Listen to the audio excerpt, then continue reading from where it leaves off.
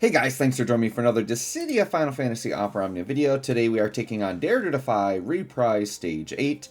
I didn't find this fight to be too hard. This is the Seymour fight that they're throwing at us here. So this is the boss that seems very, very weak, and then you get him down to like 50%, and then he spawns 2 more copies of himself. And the whole idea is they want to show off Seymour's, like, how strong he is when there is an enemy present under 50%. So it's kind of like you get this single target guy down to 50%, and then the real fight starts, and then Seymour looks really good in this fight with 3 enemies. So I decided, let's just do really feature Auron as like a melee off-turn type of comp, right? So we're doing a Dorgann and core comp. I think this is very similar to what I did during like his initial showcase. So I said, yeah, let's just try it out again. Other than Auron healing himself and having a little bit of HP regen, there isn't like any strong burst healing. So I did just bring healing calls just in case. But I thought this would just be a fun way to just do a whole bunch of like melee off-turn shenanigans. Obviously, Viii is coming very soon. I did my Should You Pull on him, and some people have been asking when he comes out. I should actually mention that during the Should You Pull video, because not everybody remembers or watches all my videos.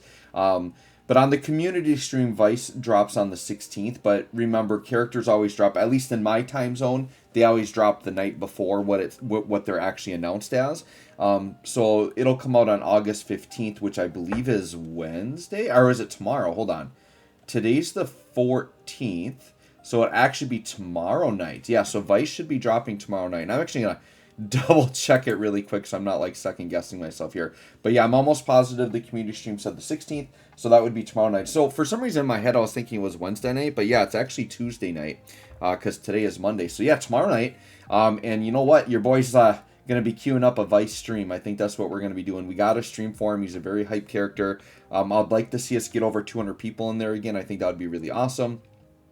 What was it? The last really hype stream, Astos, was really ridiculous. We had like 220 in there. It was so fun. So yeah, I really enjoy streaming with you guys. And hopefully you guys decide to come. I think it'll be a good fun night. Hopefully you guys all have good luck on your pulls. We're going in with gems for Viii, right? So yeah, this fight, it's not really that bad. We're just kind of doing what we got to do. The enemy is kind of aggressive with HP attacks, but we have ways to suppress that, right? Like having tanks, like between Oath of Absolute Defense and Auron's tanking ability, like we really don't take a lot of damage here.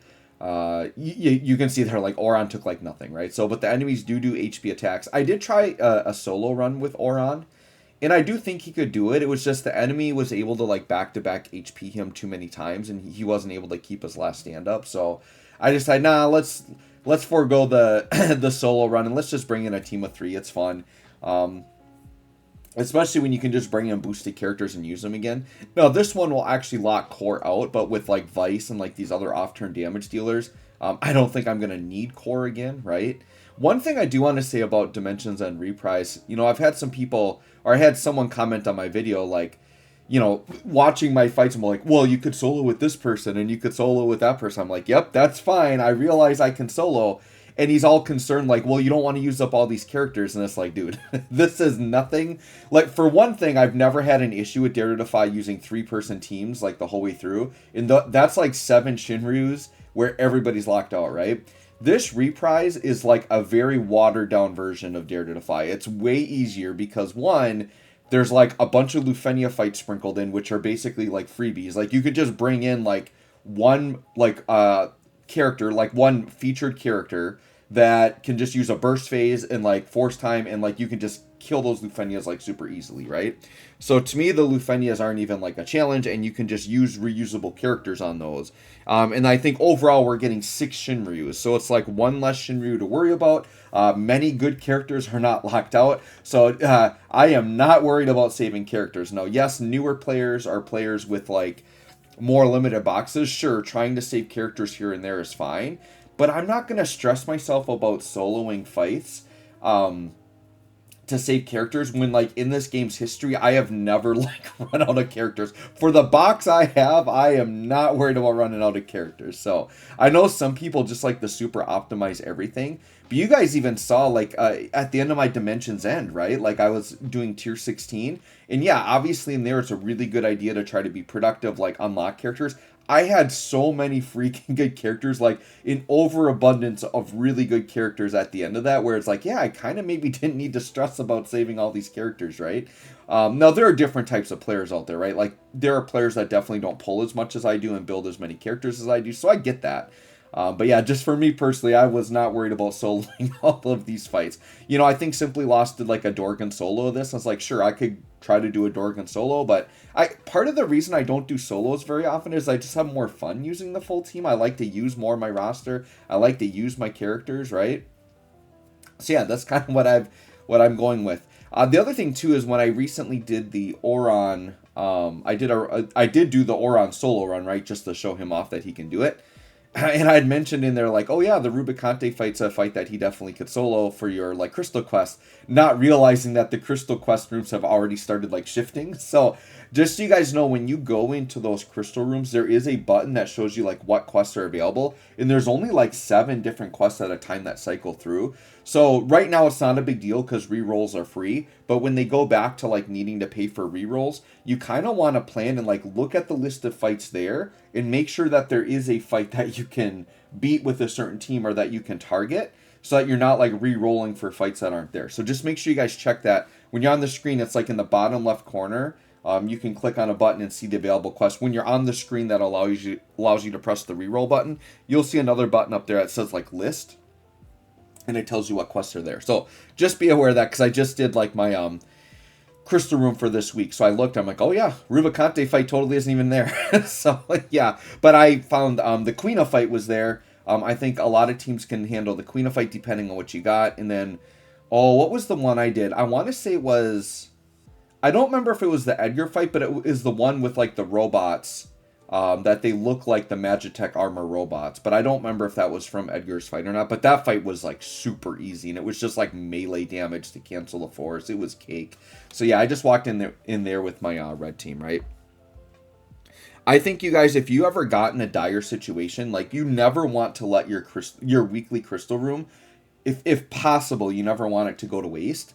So what you need to do is, if there's for some reason a week where you feel like your color just cannot beat any of the quests, then just do a different color and at least get points for another color so that you can start building something else, right? So anyways, back to this fight. So you can see the middle enemy, we got him down to 50%. He summoned the 2 ads, right? Now, what I did in this fight, you guys probably saw earlier, was I actually used a core force time. And the only reason I did that was because I got up to force so fast, I didn't want to like wait for the enemy to get to their force. Because my big force time is I wanted to be Auron, and I wanted to initiate it like right after they hit their force, because they take instant turns and will be super aggressive, and Auron would just blow that up. So since I hit my force so early, because I'm using boosted characters, I'm like, well, let's just do a mini core force time and just push out whatever damage I can, but like not echo or anything. And then I kind of got to this point here, and I realized these enemies are like about to pop. They're so freaking squishy. So even though this core was my quote unquote like mini force, I was just going to kind of go through it, go into another one, and then do Auron. Well, we're melting through them so quickly. I'm like, well, let's just start echoing then and extend this thing out, because I wasn't really trying to maximize it. I wasn't really getting like a ton of really high gains, and yeah, the enemies were just so squishy. I'm like, well, I think we can actually just finish this with the core force that we put out. So that's exactly what we did here. It's always safe to like hold your echoes, and then you can kind of gauge where the enemies are at near the end, and then it's like, yeah, if they're close enough, you can just kind of push for game by taking a whole bunch of free turns at the very end of a force when the gauge is really high. And that's what we decided to do here. So yeah, Auron's counter doing like 5 mil there, and it's like, yeah, they're down to 5%. They're like already dead.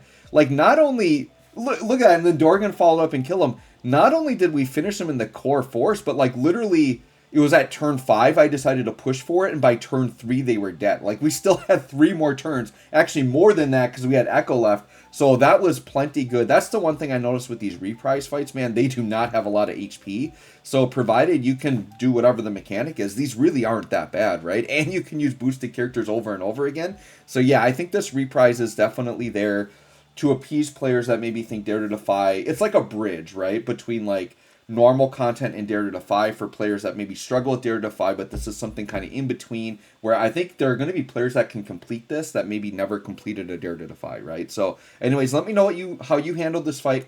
Let me know what you think of this Reprise event overall. I think it's a very interesting event. Thanks for watching. We'll catch y'all on the next one.